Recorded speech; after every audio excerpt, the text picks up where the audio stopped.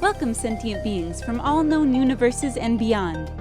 It's time to activate your cranial downlinks and prepare to receive a raft of discussion on a cosmic ocean of science fiction and fantasy topics, interviews with local area genre devotees, and insightful prognostication by our soothsayers of science fiction, our forecasters of fantasy, and any other beings that happen to get caught in our gravity well. This is the Galactic Driftwood Podcast.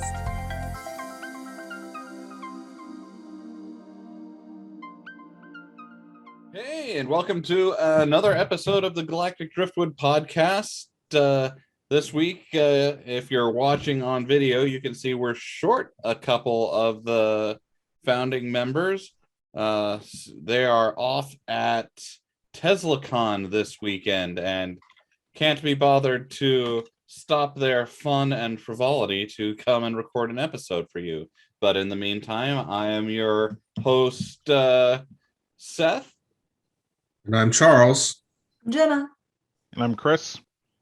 And this week we are going to be talking about the metaverse, the concept, the new Facebook company, what the hell that might mean or entail.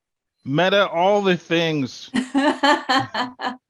Should we start with what a definition of meta is, or is it just too loose and too many urban? Is it too meta to talk about what meta is? Yeah, is it too meta?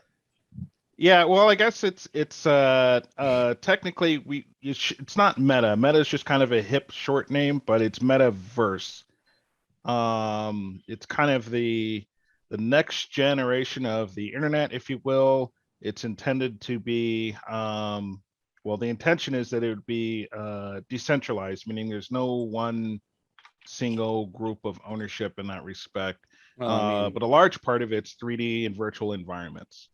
So the internet's already pretty decentralized, though. The internet is. However, when you take into the concept of somebody like Facebook building out a metaverse, that's very much centralized in terms of the controls that they have in that type of environment. So that's why I say the intent of a metaverse is that it would be decentralized. So, Facebook changing their name and kind of bullying their way into, and we'll use the word bullying again here soon, bullying their way into kind of owning that metaverse name is a pretty arrogant, and it's kind of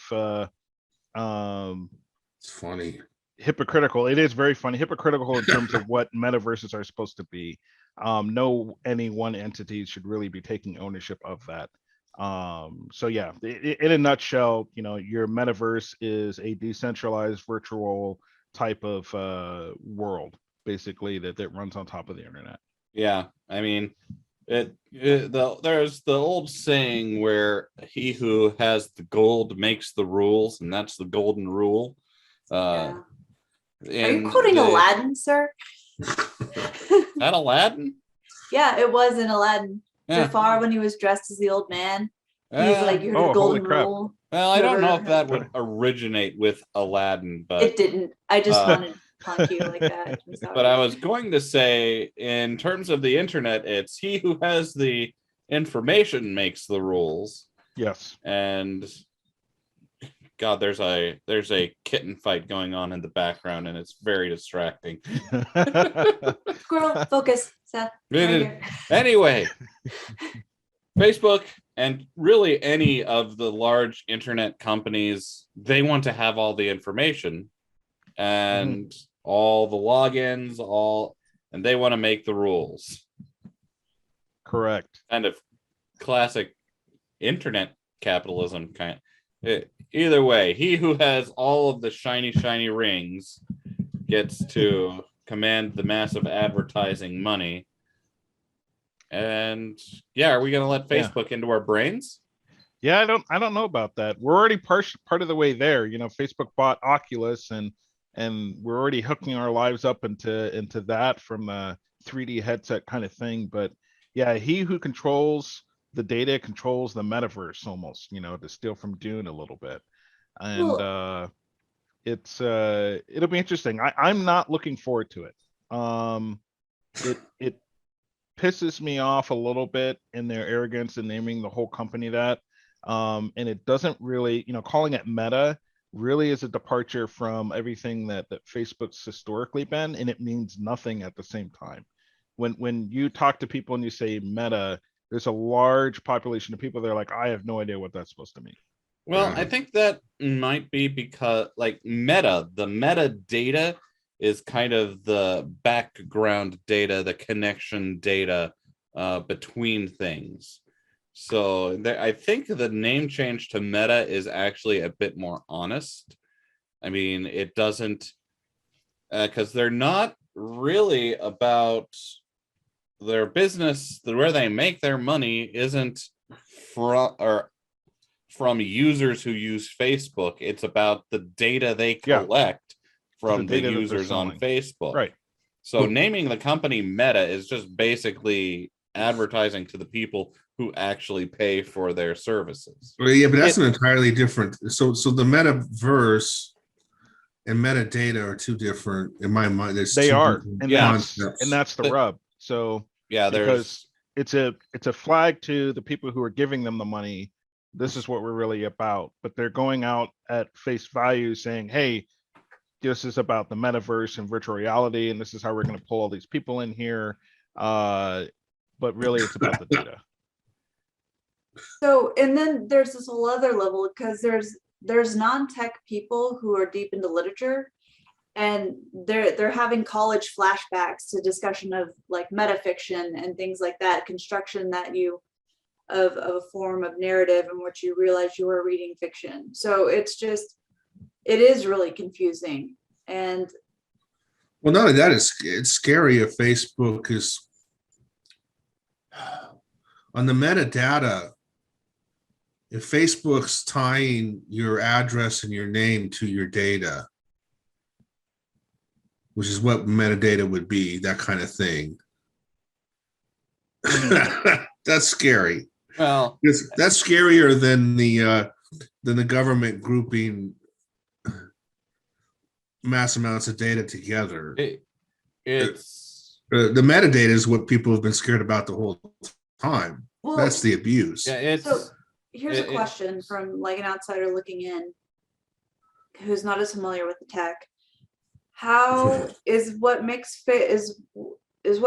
doing so much more alarming, because we have profiles now attached to our data that makes it much more public what we're into, versus Google, who's just collecting everything that we look at? Like, because in a way, there's this whole other set of information that Google, Amazon, all of them are collecting and constantly feeding advertisements to you through. So it's kind of both of the things, in my opinion. So the metadata is a lot more than just connecting your profile to your name and your address. It's how long an ad is on your screen before you click on it. Which ones do you scroll by the fastest? And through just like collecting all of that data, you can all start building profiles on people on, hey, what makes people stop and click, what makes people stop and read. How do we factor that into advertisements? How do we use that to keep people online longer? And we saw the ultimate clickbait building machine. Has the shortest attention span. Well, we saw the some Social of that. Dilemma did a really, I think you all have seen the Social Dilemma, the documentary, right? No. I would highly recommend it. They do a really good job breaking that down, exactly what you just said. How they continue to refine the data, click, your amount of time to the microsecond of scrolling, all of that stuff, to build these profiles of you, to try and continue to gear the advertisements, the content, the data to constantly keep you engaged. And historically, here's my issue with it when it comes to Facebook, and they've publicly said that they're making efforts to improve this, but that's about the best they can do. I mean, you had the whole Cambridge Analytica issue / scandal where A developer had access to all this information for individuals on Facebook, and that was used to shift in other countries and partly in the US sentiment during election periods. Yeah. And not to get too political into things, but that is what that data can be used for. To your point, Seth, on it builds a narrative and a profile, and here's why people do what they do. And when you put something in front of them, I see it. When you put something in front of them, uh, it causes a certain mind change or mentality or thought process.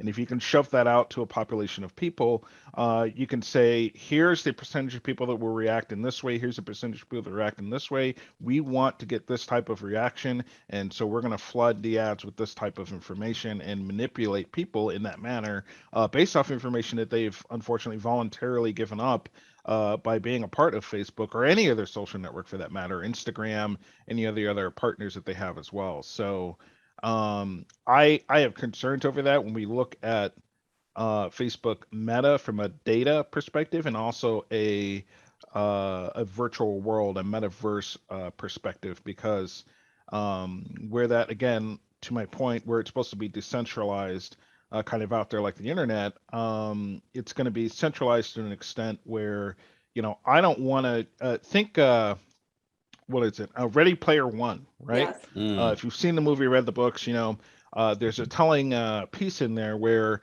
the guy's trying to increase revenue to the maximum amount for people logging into the game. And they're like, hey, guys, up to the point of inducing seizures, we can cover like over 90% of the screen with ads, you know?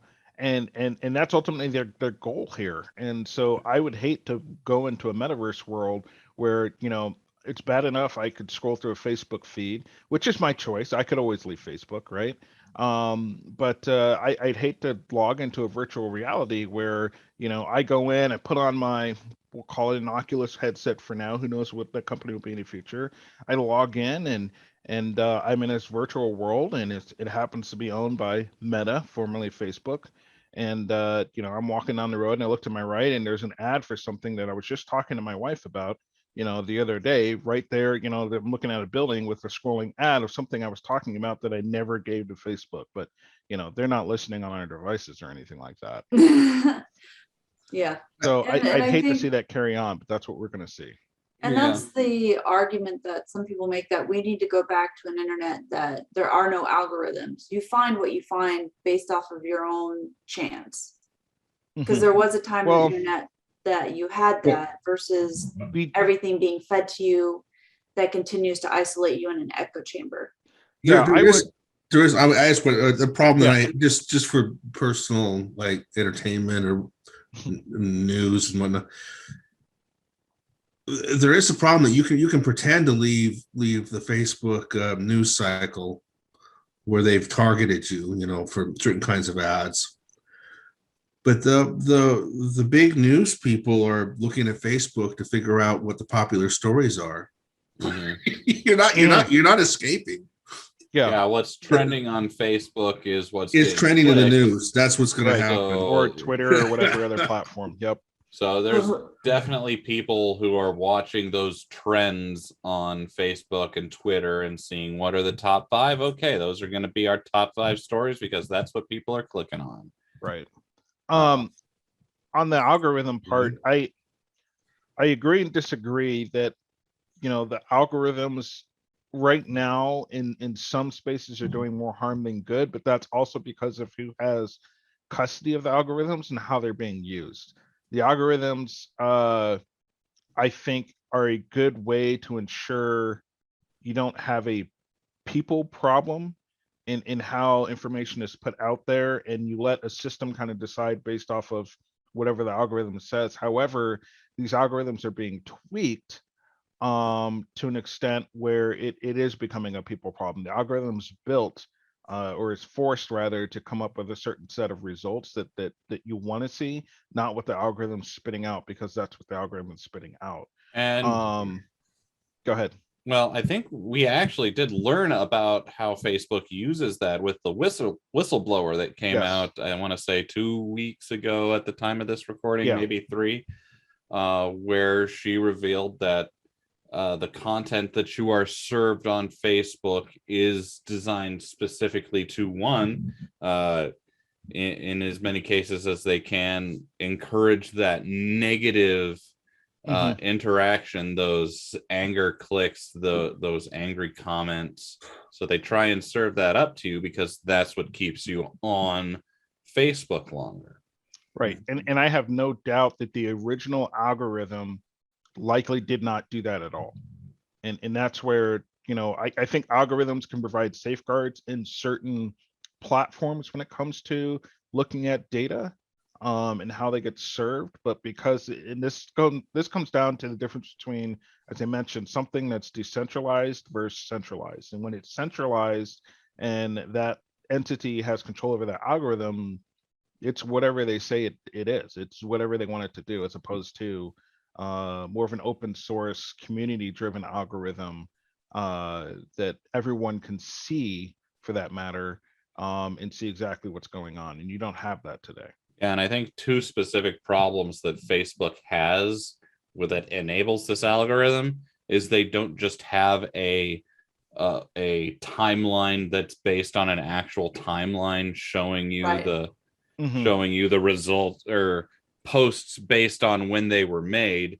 They've hard locked you 90% of the time into the top posts things filled with the things that they think that you will be most interested in, and that lets them. Those of you that were on Facebook from the early days would know that it was not like that previously. It used to be timeline basic, top down, in the order that things were posted. Facebook, and I provide this feedback all the time. So if you've ever been through and you get like a feedback thing from Facebook, I always post in there, not ever really having expectations that someone's actually reading it, but you never know, that Facebook needs to get back to their roots. What Facebook had started out as in a way of getting this digital address book, if you will, to keep in touch with their friends and family, yada yada yada, all the mushy stuff, all the good times, all the bad times, or whatever, and it was all very chronological. Wow. Thank you. Words are hard. Words are hard. It was all in that order, and it all made sense, and nobody had issues with it. And then over time, as Facebook grew and became ad driven and money driven, as all businesses are, let's make no mistake, it became about how to change that information that was presented to you for their gain, not yours. And that's the disappointing thing about it. Now, I am pro Facebook from a technology perspective, so it's why I'm still on the platform. While I have my disappointments about it, I've consistently said Facebook from a technology perspective is, I can't believe this word's coming out of my mouth, is one of the greatest companies in the world because of what they can do with the money that they have, which is unfortunate because what they're overshadowed with are people's lives that tend to sometimes get broken through what can happen on these social media platforms. But I look at Facebook from a technology driven perspective, much like I would your Teslas out there. I look at Facebook from that aspect. So I'm pro Facebook and what they could probably build from a metaverse perspective. I just don't think I'm going to like maybe ultimately why they're doing it and what they're getting out of it from a benefit perspective. Well, I'm going to say they've already driven. I mean, I have a Facebook account, of course, but you go back 7 years ish, and I would jump on Facebook in the evening to read an article or something. Just because at one point you got some pretty good random articles. Mm-hmm. And I'd say 5-6 years ago, it started being, you could tell their articles were meant to piss you off, or they were repeating something that you had clicked on before, probably because it pissed you off. Yeah, created an echo chamber. Well, yeah. Okay. And the problem is I got to the point I can't look at Facebook before going to bed. So I don't use that anymore. I'm going to go back to magazine, because it was not a relaxing activity anymore. It was something that kept me awake if I looked at it. Yeah. And so you'll see my posts have dropped off too, because I don't I don't want to be a part of that echo. Yeah, I don't. Jenna? I'm not participating. I think, but Charles is bringing up a good point. The negative articles, Facebook is not writing the articles. Right. And I say that I think journalism has been collaborative in this point because Oh yeah. they have chosen to make their articles more clickbaity. You look at the Mhm. articles, Mhm. you look at the topics that they are choosing. So there, I think it's going to take a lot more investigation and nuance to realize, okay, the algorithm probably started feed this person what they're most interested in. A lot of people tend to look and click on things that create conflict. And then you have journalism now that's creating articles, creating things that encourage that conflict because it gets the most clicks and they're starving and people don't buy newspapers anymore.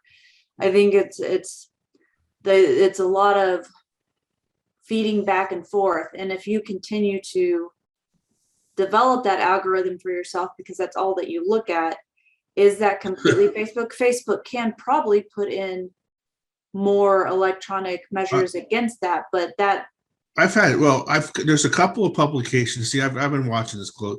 There's a couple of publications that I'm interested in. And what will happen is over a period of a couple of months, those publications will disappear. They won't come across my feed anymore. And I have to go directly to them, click on them a few times, and they'll come back. So I don't know. Yeah. I don't know if there's something else I'm doing, but I've nearly stopped as recently, even trying to get anything other than a couple publications. I like what they do on Facebook. But they're not political, you know. Mhm. Well, since we're a science fiction podcast, we should probably stop beating up on Facebook just for a little while. So kind of a metaverse type thing. The actual metaverse is not a word they invented or Facebook invented. Correct. It's been around in popular fiction for quite a while. The first thing I think of when I hear metaverse is the metaverse from Neil Stephenson's Snow Crash, which is No, go on. Could you explain the book for our people who haven't read that? So it's a dystopia kind of book, but it's about the main character whose name is Hero Protagonist. It's a very satirical book, and I like it a lot. But he's the deliverator, a pizza delivery specialist who is also the world's greatest swordsman and the last of the free hackers.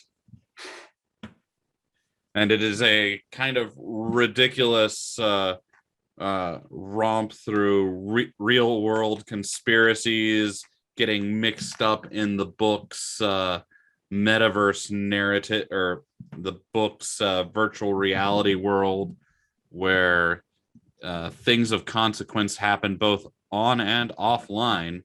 And it's kind of a near future science fiction that deals with what happens when the metaverse is eventually used by some hostile actor to enact a takeover of some kind.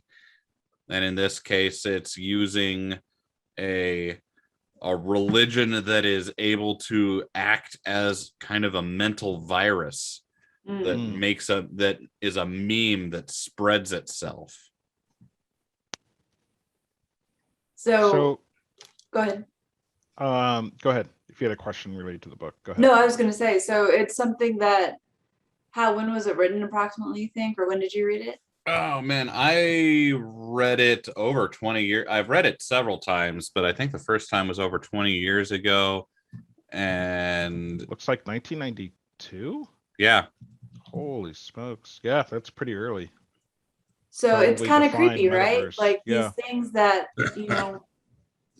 know that science fiction tends to predict and the creators and the innovators tend to work towards, right? Mhm. Yeah. Yep.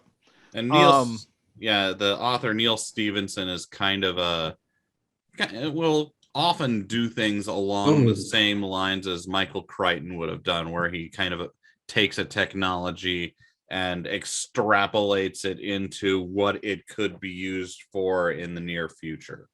Oh no, it's creepy. I don't know if this was a quote, but it's somebody describing this. It's looking at the code will do to the hacker what receiving it will do to the computer.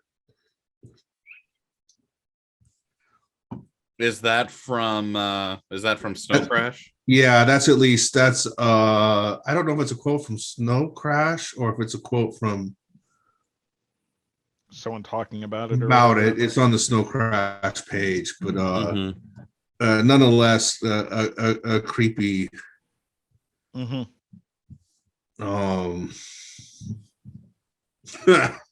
Yeah, and that's It's probably funny. referencing the meme religion virus that the book is kind of built around. For me, when I think back on metaverse, I view it as more of your virtual type reality type things. Another alter ego you can play in a game or whatever. But I think of things like Second Life, which came out in like the early 2000s, which was Mhm. play play real life but in a digital world kind of thing.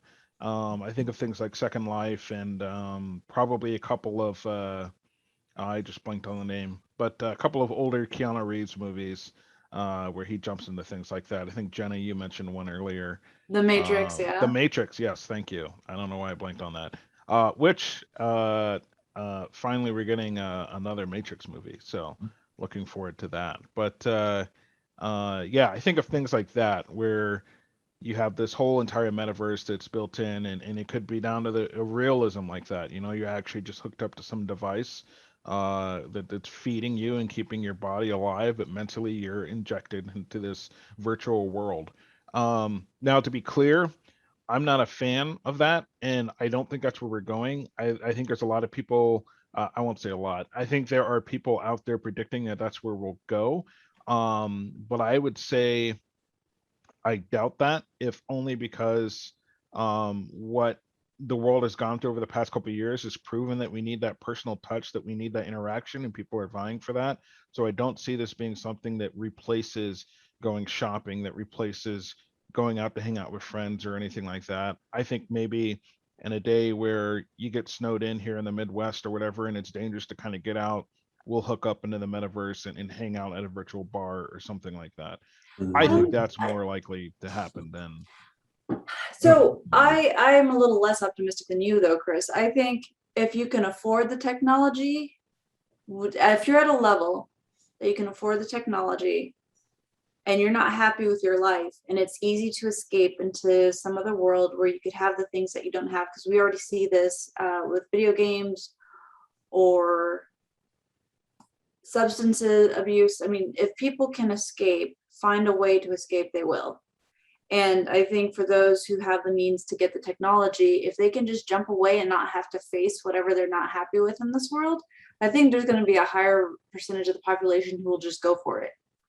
Versus those There who will don't be have until they access. find a way to monetize it. So, and when I say that, I mean, not to get, well, it'll be on topic, but one of the things that's going to play a big part in these metaverses is NFTs, digital assets. Yeah. And it's going to be, whereas historically a lot of those things were free, you'd play to earn them or you do something to get rewarded stuff. To have things that you don't have in the real world, I think we're going to see maybe some of those quote unquote assets get tied up behind a paywall, where you're going to need, to your point, whether you have the money to jump into this world or not, you're going to need even more money to have those nice things in those metaverses. Yeah, there's going to be two kinds of homelessness now, right? Yes. Well, we talk about those those are talked about in several in Snow Crash, that's mentioned. In Ready Player One, it's mentioned where when you first start your whatever the metaverse or the online thing is there is called. Or Whenever you didn't start they your call it an account, avatar in there? yeah, you get a basic avatar, Mhm. and a lot of people can't afford a fancy custom avatar or have the knowledge of how to make one. So they end up stuck with these basic stock avatars, and they are shamed for looking like a poor person. And the same thing though is going on Second Life already, because they've got a huge marketplace with assets and stuff that people design and then they sell for real money. Yep. And that'll probably be what, Chris, you were talking about, NFTs. I'm the only one who can wear this specific cat girl outfit. Yep. And make no mistake, if you're trying to grasp what an NFT is, just think it's a digital asset. It's a digital thing. It's music, it's art, it's clothing for your avatar in the metaverse specifically. It's, you know, anything that's pretty much unique in and of itself in a metaverse. That you have a record of owning. If you right? have a record of owning it, That which can't is be where replicated. blockchain Is that comes in. correct? It can't Yeah, be it's not something that without can your be permission? replicated. You can have multiples of something, but it's not something that can be replicated. And through a blockchain method or whatever, you have like a proof of ownership of having that. It's yours, it's unique. So we won't jump too far into that, but make no mistake, that's happening. You have Yeah. you know, companies like Nike getting into it. All these big brand names are working on building out these digital assets, these NFTs, and these will become available in things like metaverse or a meta, Facebook's metaverse. So, and there's other games out there that gaming is going to be a big one, where you're going to see a lot of this, and I think you're going to see gaming bleed into this metaverse, where a lot like Ready Player One, where you have these games within a virtual world that you play and you win things or you can buy things or whatever. So I'm not a fan of it. I can see people getting poor in the real world, dumping their money into a metaverse, but I think maybe perhaps that could still work out if they find a way to bridge the gap between digital currency and physical currency, which is kind of a battle that we do have going on today. Well, So, I mean, with Mhm. any new thing, there's going to be people who make it and people who don't. mhm. And a lot of it, getting back to an earlier point, is going to depend on who owns all the infrastructure of the Hence that metaverse. decentralization part. Uh, and not just gaming though. In Snow Crash and in Ready Player One, businesses have Retail just stores. like have chunks of whatever metaverse exists, and that is their new like corporate headquarters or corporate facing area. There's workers who log into the metaverse in the morning and they go to work at the company's virtual location.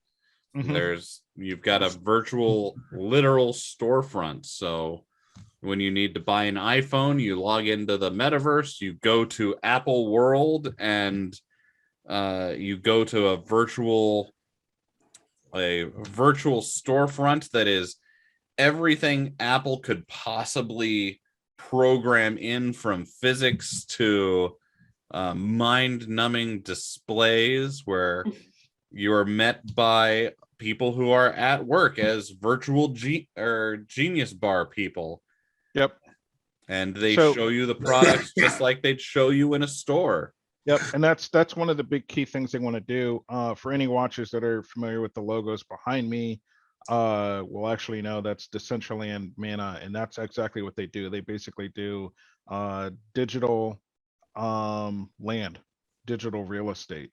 It's something actually I've been looking at for a few months. So funny, to your point, Seth, I'm shopping digital real estate. Been shopping it for a couple of months, looking for things to buy, because that's going to be probably one of the next big things. Where? Like, what is it supposed to be for? It's on a blockchain. It's on the internet. It's out there, but people are buying it, and people have places that they know are going to eventually put up for digital footprints. And this is where I say that, you know, Facebook isn't the first. They're definitely early to this metaverse thing, but it's been around for a while. Decentraland Mana, this particular protocol has been around for well over a year doing digital land. And so as you get people to build it up, the reality is you're going to have retail stores buying up the space, putting it out there for people that are running around in the metaverse that want to go shopping or build land or have a digital place to meet. And it's nuts. It's crazy. But it's there, and that's the reality. And I think Facebook doubling down and changing their name to Meta proves that, that's where they think this is going. I kind of think that they're like, so this is changing the subject a little bit to another of the, so Facebook making before this. You change, let me, this is just something I foresee just because I remember 20 something, about 20 years ago, I was making copies. I had a manager say, walking by going, how much he loves the sound of the copy machine because it sounds like people are busy.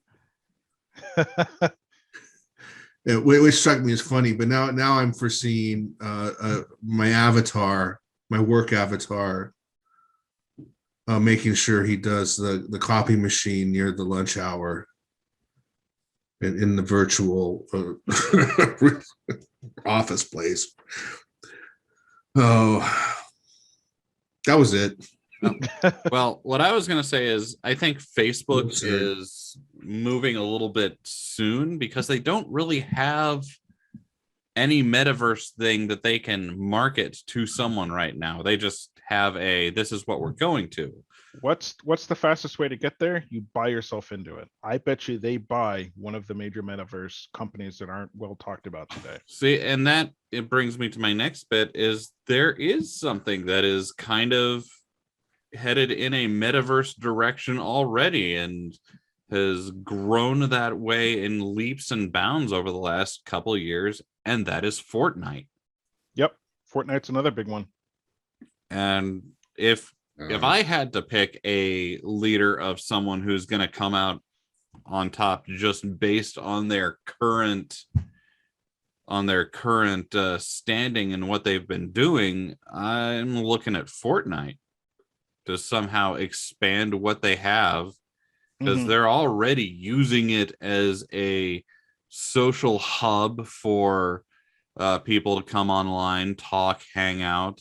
They're doing virtual concerts there that are everything that's been thought up in literature and fiction beforehand. Like, they're moving that way. They just kind of right now lack the hardware and probably some of the software to just make that more. But they've got the audience. Like, sure, Facebook's a social platform right now, but they don't have a virtual space that people are used to, like, logging in and hanging out. They go there to argue with their uncle about politics. Right. Another world that kind of just came to me as you mentioned that, Seth, is a recent movie that came out with Ryan Reynolds, Free Guy. Oh yeah, it's another type of virtual metaverse, if you will, where people have these completely different lives and appearances in a world where they can collect money and all this stuff and spend it and own places and all that kind of stuff. So has anyone seen Free Guy? I have. Yeah. How is it? It's good. It's really good. It's really fun. It's a fun movie. It is fun. It's fun. Yep.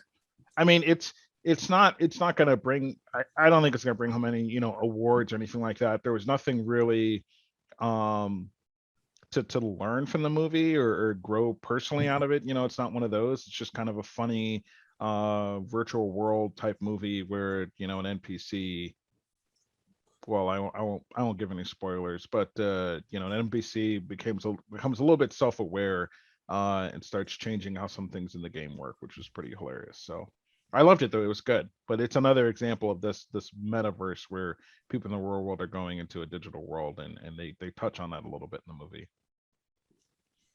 All right. So I think as a historian, like personally, I look at this, not only a historian, but an ethnic historian, and or I should say I was in a previous life.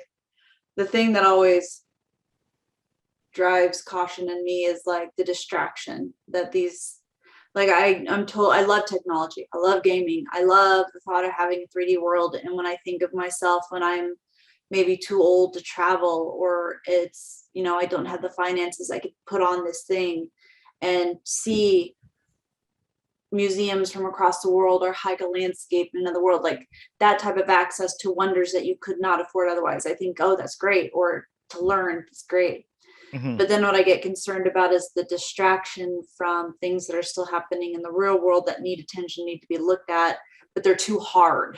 You know, they're too hard to address, like climate change or social injustice or war in other parts of the world where, you know, human rights are being violated. You know, as a first world person, you have the privilege to just escape into this thing because it's way more comfortable than to help be a part of the human community.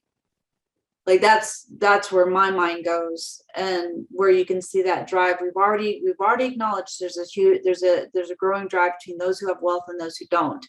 And if you don't have wealth, but you're not in the middle of something that is actively hurting you, like a war zone or starvation, or your city is going underwater because of climate change, then maybe you have just enough money to escape in this world and feel better and not have to think about all the bad things.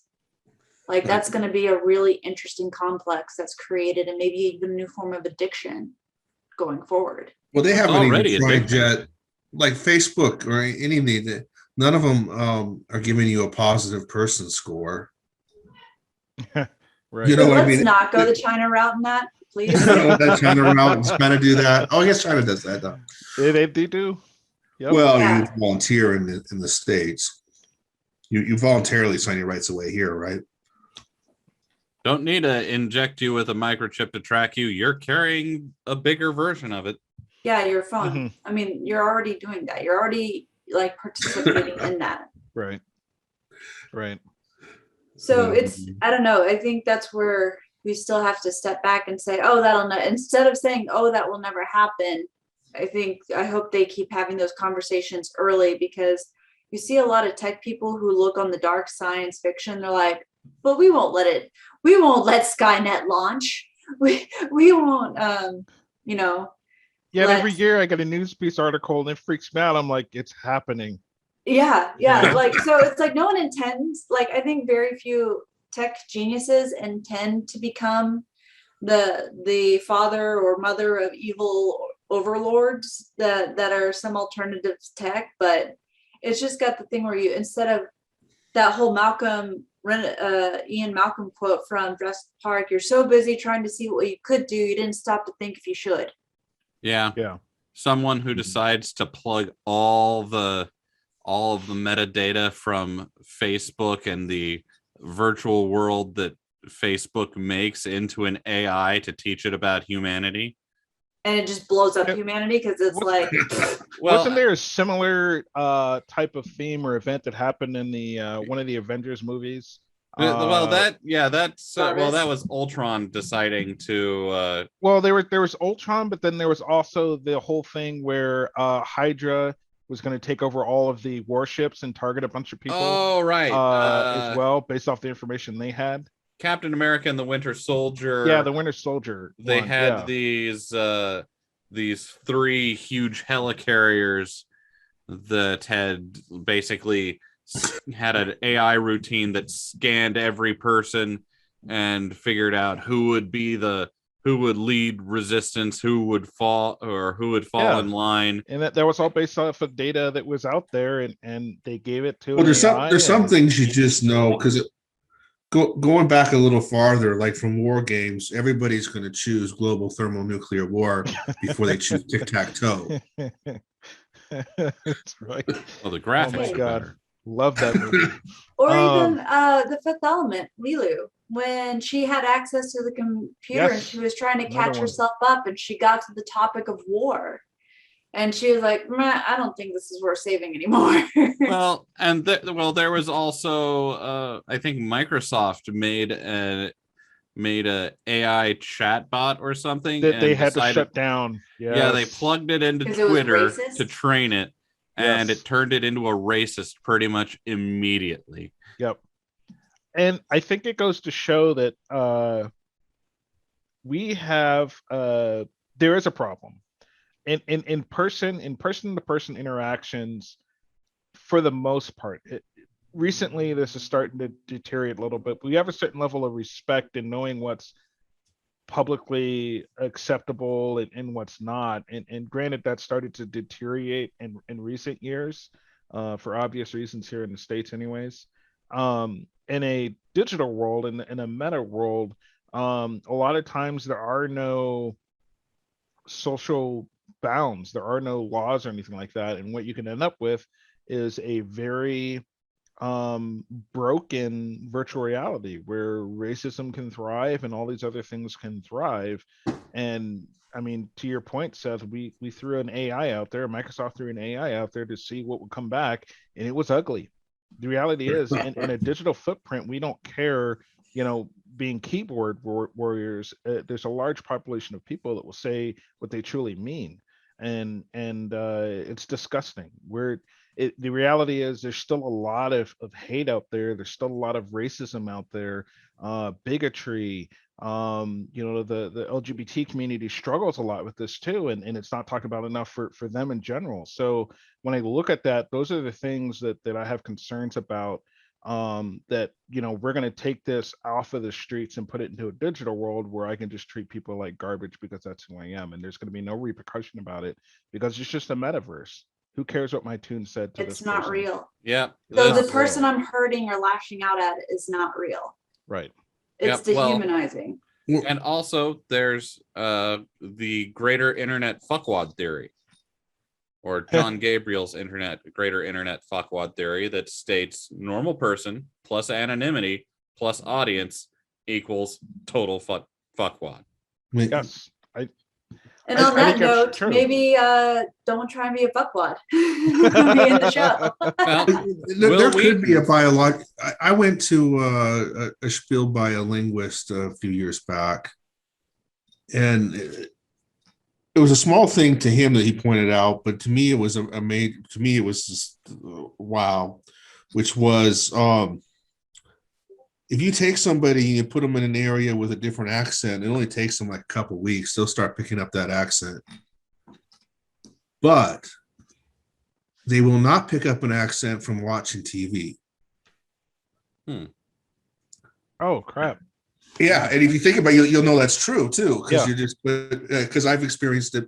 I've gone through some watching a bunch of English shows. I was never inclined to talk like I was from England, Pick right? up the Queen's English. No, it never happened. But give me a week in North Carolina, and I'm talking like I'm from North Carolina. Mm-hmm. And so there's some very odd that's got to be a biology thing, like or something, the way the brain works. And you're even farther removed on the computer for some functions, and it might be that you just, like, some people just can't be moral and on the internet. I mean, I don't know, or whatever that is. Yeah, there is no greater hive of scum and villainy than YouTube comments, except for 4chan. Because I think that's the new form of throwing rocks at glass. Yeah. It's not, it doesn't seem like it hurts anything, but you're breaking it, so it's fun. Yeah, Mhm. you can't the text post of someone on the screen doesn't register as a full human being to you. Yeah. So telling them to go and kill themselves is just like you were telling that to a something in a video game where you weren't playing with real people. But it's still abstracting it out. So if you're on voice chat somehow, you can still scream these obscenities because they don't know who you are, and there's no way you'll ever get in trouble for it. So I think it's like, with all of these advances, we just, as I said before, I think we just need to continue and step back and still have the conversations, like the deep conversations around these, without fear, without judgment, but like, hey, where could this go? And instead of assuming it's not going to go the worst possible way, Well, no one predicted that chat rooms and YouTube comments would go the route that they would, or Twitter or tweets. So maybe we need to take that psychology in more, and maybe, the sociologists, instead of being less important, they need to be stepping up more and having these types of important conversations in the public. We need the public intellectual, not just some influencer, but I think the return of the public intellectual, someone who's in academia, but also not afraid to step forward and have these public conversations, debates. Or a keyboard that shocks you whenever you say anything jackass. Ooh, I like. Then who judges? Let's go with Charles's solution. Let's do Charles's solution. No, it's as sarcastic and as dry humor as you are. What if that AI reads you what you're saying is something mean? Well, then I accept the shock if it's worth it. I to your point, It might be. To your point there, Jenna, I also think that we're too afraid to have these conversations, even in as soon as like 6th or 7th grade and in schools. I think it needs to be sooner than that. It may be. I don't know the and I hate to say this, like appropriate age, but the reality is, as soon as you have kids that are getting online and having these types of conversations, they're thrown out there in the wild most of the time without any kind of parental supervision to kind of deal with a wide range of age groups that are beyond where maybe they're intellectually capable of dealing with. And we don't have those conversations. We're not bringing them up on how to deal with social anxiety in a digital world, whether that's Facebook or Twitter or in the future a metaverse, a virtual reality where they go onto Roblox or some other companies, Second Life, or the one you mentioned, Fortnite, Seth. They're dealing with, you have a 13, 12-year-old, maybe even a 10-year-old these days. I don't know. But logging into this platform and basically dealing with someone who's 50 that's completely off his rocker, and or his or her rocker for that matter. But yeah, it's crazy, I think. And going back to Facebook Meta, that's just something that bothers me a lot. Yeah. Well, do you have anything positive to leave our audience with, or something to read? Well, obviously, I'm excited. I mean, we've been talking about the bad stuff and how it could go wrong, but I mean, just look at the internet and how social media has evolved, and there's been plenty of good stuff that's come about it too. Right. Formerly, communities have formed around people who haven't been able to have communities, and sometimes that's bad when it's communities of Nazis who need people to tell them that they're not awful Nazis. Stay positive. But I mean, kids who it's a lot easier for kids who are have a different sexuality or fall on the spectrum to find communities of other people who can tell them and help them when they maybe live in a small town and there's not a lot of anyone who they can talk to who isn't their pastor or something like that. We've got for as many bad things, there are good things. Political campaigns to help people in countries where they have a more repressive government. Mm-hmm. We've seen a lot of stuff that's driving us forward. So I there will be the good with the bad. Right. And I'd encourage everyone out there that's watching this, as you come across those communities, share them. Talk about them, especially if it helped you directly in some way. Deal with an issue or try to get an understanding of something. There's so much out there in the digital world, and Facebook is in part to thank for this, for growing the social network of communities. And for the most part, I would lean towards the better. We've acknowledged a lot of the bad things that are going on, because I think those things are worth a topic of discussion to make sure we understand the pitfalls. But there's so many good things out there. Like I said, I'm still a Facebook user. I look at it in terms of how much further are they going to push our technology for being able to connect with people, and now in a very virtual type way in the future. I think is awesome. But Facebook has helped me keep in touch with people that I've long since not seen in person that grew up and moved away, and I can easily connect with them and keep up with their lives on Facebook. And so that's the big positive for me in that respect. Usually. Yeah. There are some people I was like, block, gone. There's Yeah, it also lets people from your old high school reconnect with you when you're like, no. I left that town for a reason, and you were one of them. No, Stay there's positive. some nice, Stay positive. Charles, what's your message? there's some nice psychology aspects to going, okay, that's why I stopped talking to you.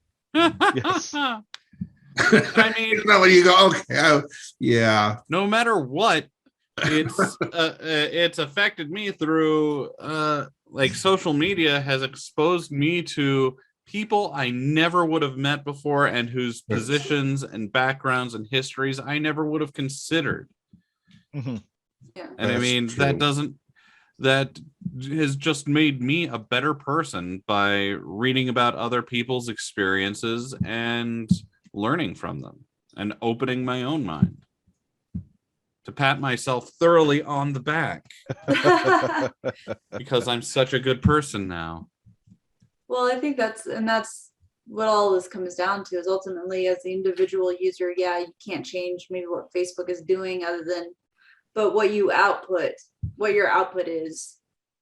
If we all like tried to gear towards, all right, do I really need to say this right now, or should give this person benefit of doubt? I mean, there's just a lot of ways where we as individuals have more power than we realize too. Instead of saying that shitty thing or that, backhanded compliment or getting in an argument, maybe we just try and give a little understanding and positivity. Or at least save it. People that we love to follow, whether it's Facebook or Twitter or whatever, because they make us feel good, not because they make us feel bad. All right.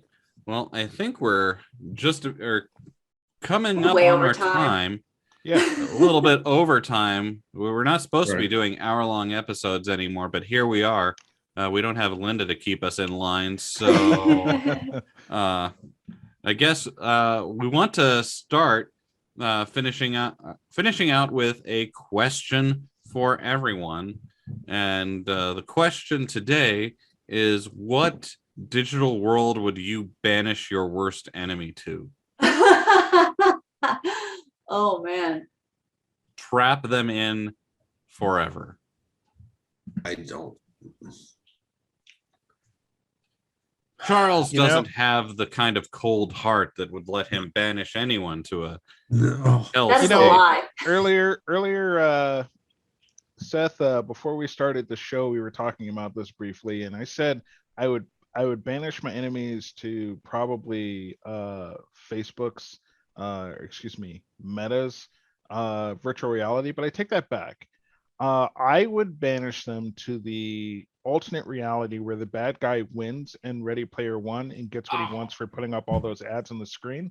You stole it from me. You stole it from me.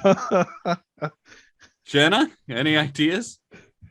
I mean, it doesn't exist yet, but I would have to say it would have to be some unfortunate world in which you're stuck in an Angel Fire website that is no longer updated and covered in like 75% of flashing advertisements.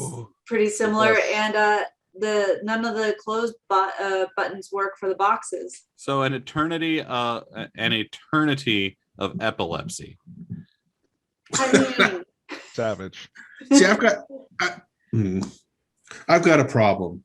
Okay. And that is, I haven't really played it, but I've looked over the shoulder of the kids playing Roadblocks and some of these. And as far as I can tell, they start out, they're working in order to get something like a car or a neat outfit or something. And then they're trying to figure out how to cheat in order to get it. And then they'll come when they talk to me, and I'm like, well, what the hell difference is this in real life except a little bit worse? So I don't know. I mean, I don't. It seems to me like people seem to be very willing to, and kids especially right now, put themselves into the world that I would consider hellish. Oh, you're not wrong. And maybe if not the Angel Fire website, the original Rainbow Road and Mario Kart. I'd banish someone to that. Ooh. Oh. So mine is going to be, I'm just going to go with Second Life, one of the furry servers. Unless my worst enemy is a furry, in which case I'll find a different life or a different Second Life server, maybe the all Christian server where I'll tailor their experience on Second Life. On that note, thanks for tuning in. Yeah. So this has been Galactic Driftwood. Remember, if you like what you heard, to give us a like or leave us a comment on your podcasting solution of choice. We're on YouTube, so give us a like and a follow there if you like watching us. And also check out our brother and sister shows on the Synergy Nation network, synnation.net. In the meantime, everyone be nice to each other online. Come on, don't be a dick. As our technical overlords continue to tighten their controls, it's fine. Everything is fine. Everything will be fine if you're just a little bit nicer to someone online. Except for your uncle. You know that guy's a dick. Not my uncles, though, who might be listening to this. Never mind. You can just cut that portion out, Seth. Oh, I can. All right. Bye. Bye. Peace.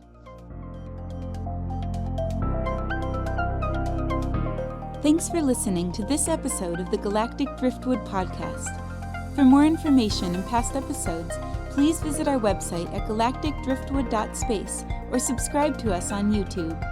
And now, please deactivate your cranial downlinks, collect your towels, and be sure to watch your step as you exit our gravity well.